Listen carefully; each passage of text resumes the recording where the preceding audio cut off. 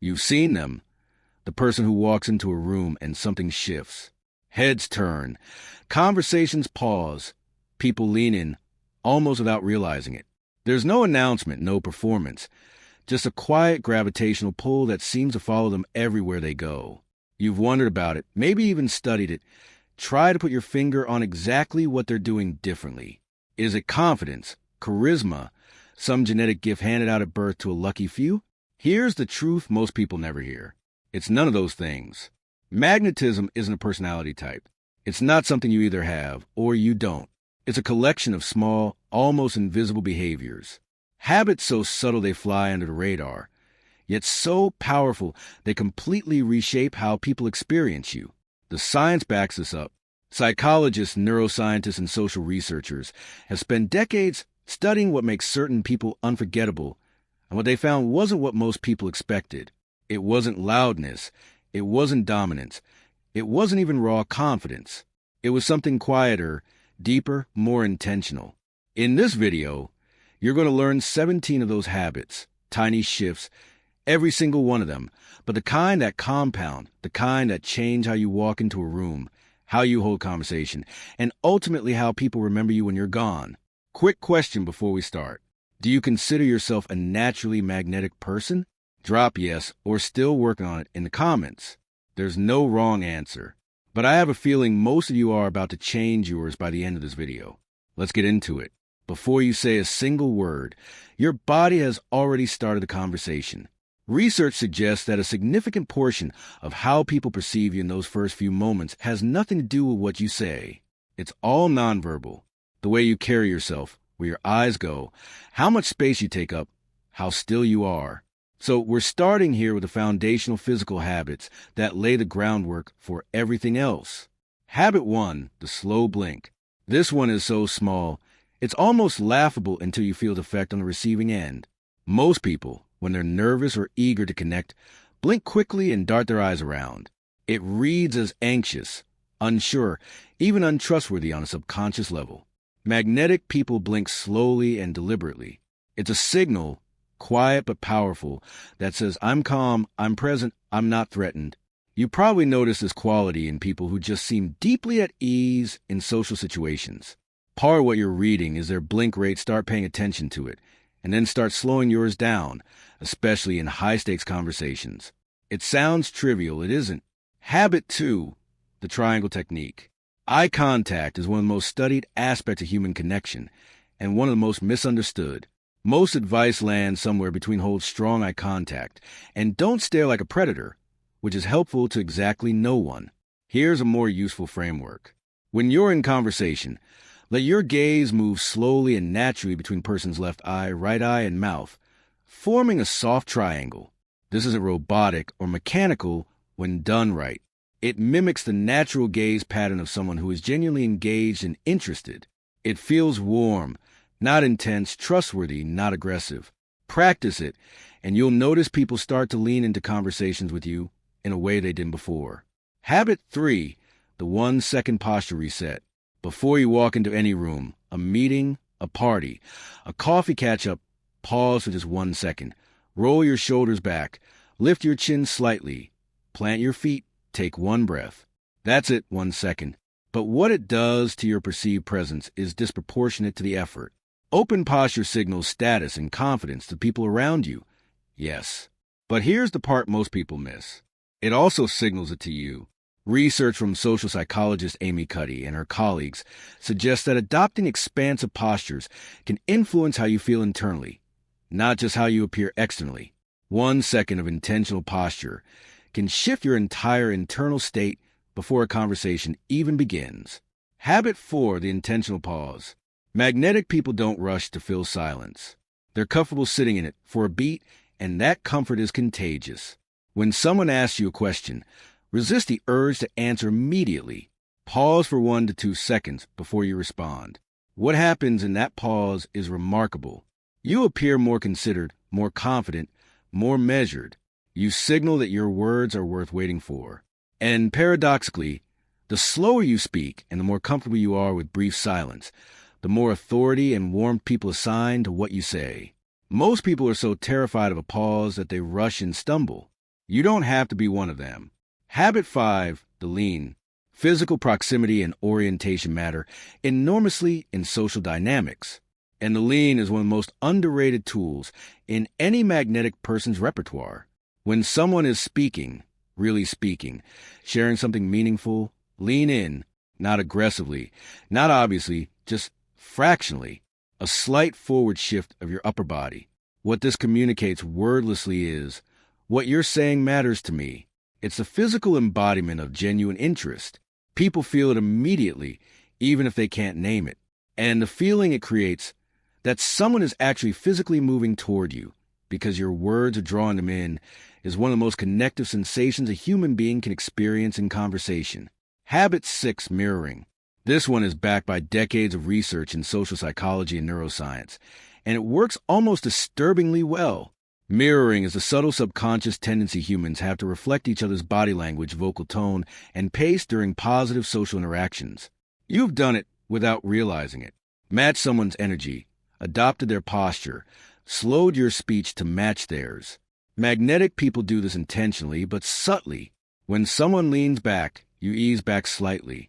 When they slow down, you slow down. When they drop their voice, you soften yours. The key word is subtly.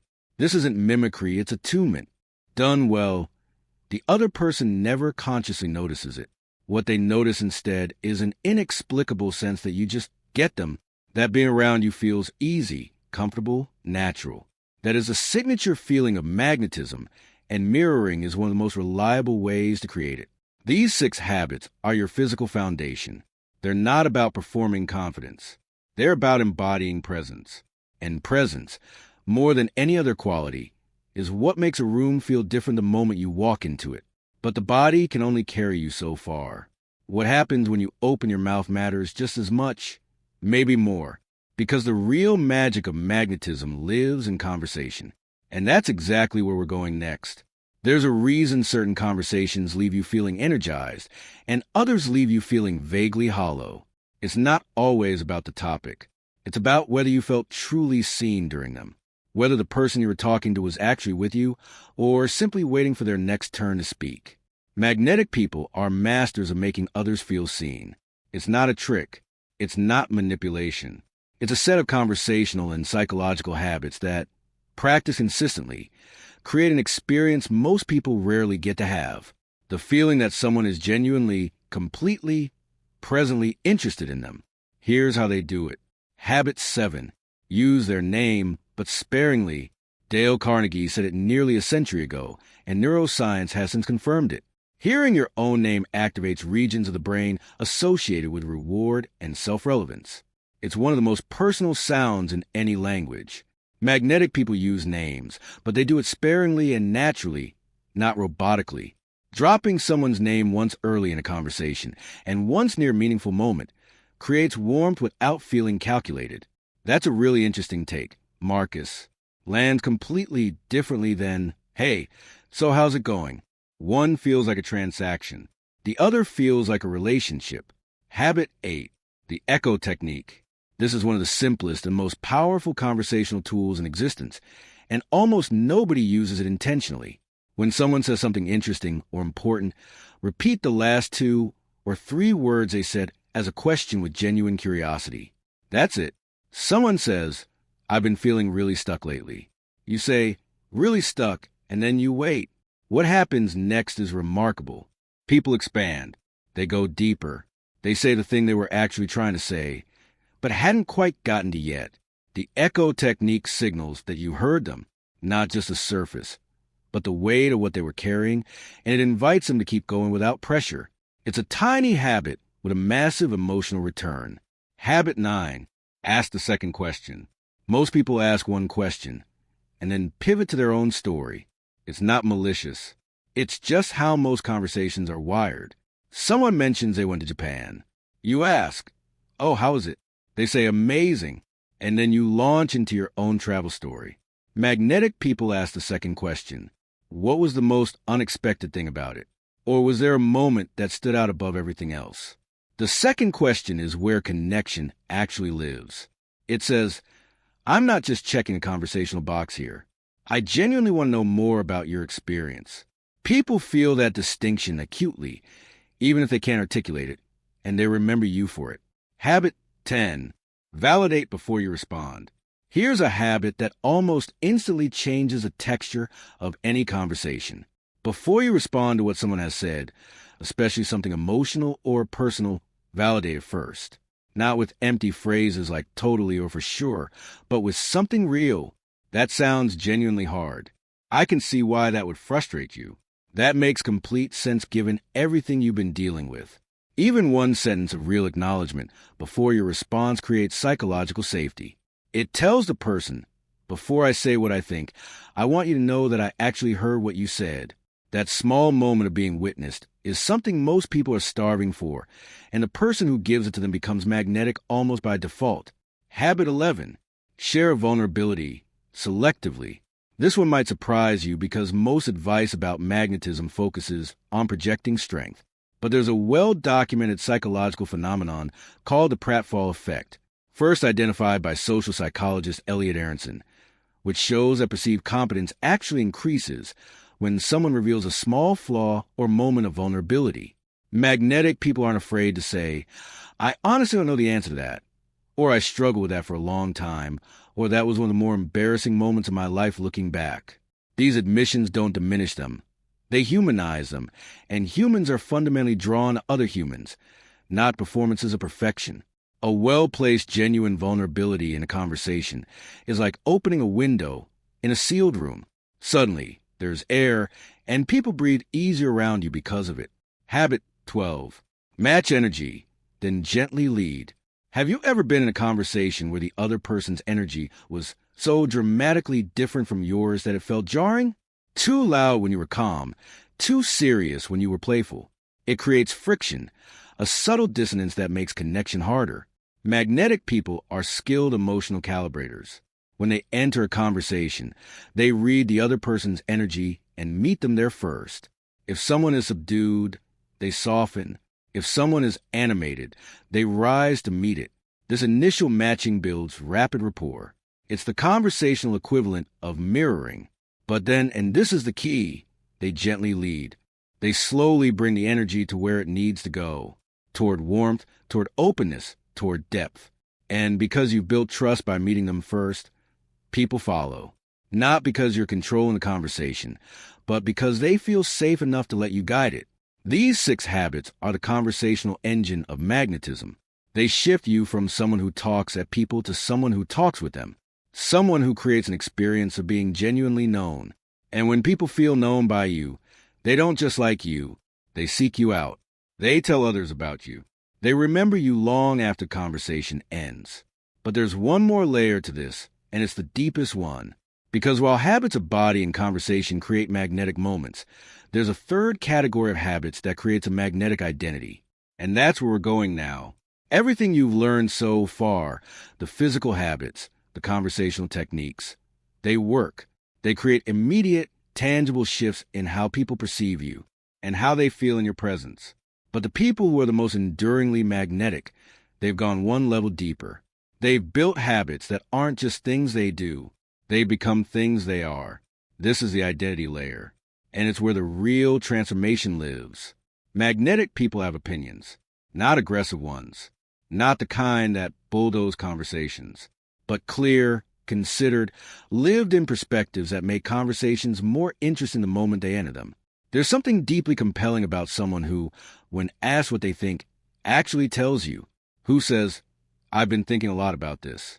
And honestly, I've come to believe that, and then means it. This isn't about being controversial. It's about being present, about showing up with your actual self, rather than a carefully curated, controversy-free version of it. Opinion creates texture. Texture creates engagement. And engagement is the heartbeat of magnetism. Start by noticing where you water down your real thoughts in conversation, where you hedge, qualify, and shrink what you actually believe into something safer. Then practice saying the fuller version. It's uncomfortable at first, and then it becomes you. This habit requires almost no effort to develop, and almost everyone underestimates its impact. When someone tells you something, that they're nervous about a job interview, that their dog just had surgery, that they've been training for a half marathon, remember it. And then the next time you see them, ask about it. How did the interview go? Is your dog doing better? How's the training coming along? What this does is almost impossible to overstate. In a world where most people are barely listening to begin with, the person who actually remembered something you said last Tuesday becomes extraordinary. It signals, you matter to me enough that I held on to something you told me. That signal is one of the most powerful forms of human affirmation in existence, and it costs you nothing but a few seconds of genuine attention. Habit 15. Be genuinely enthusiastic about other people's wins. Here's a habit that separates the truly magnetic from the merely charming. They celebrate other people wholeheartedly without asterisks. When someone shares good news, a promotion, an engagement, a personal breakthrough, magnetic people respond with full, unfiltered enthusiasm. Not a polite, "Oh, congratulations," before pivoting back to themselves. An actual present that is incredible. Tell me everything about it. This sounds simple, but in practice, it's surprisingly rare. Genuine enthusiasm for someone else's success requires a level of emotional security, of freedom from comparison and competition that most people haven't fully developed. When you find it in someone, it feels remarkable because it is. It tells the person in front of you, I'm not threatened by your success. I'm genuinely happy for you. And there are very few feelings more bonding than that. Habit 16.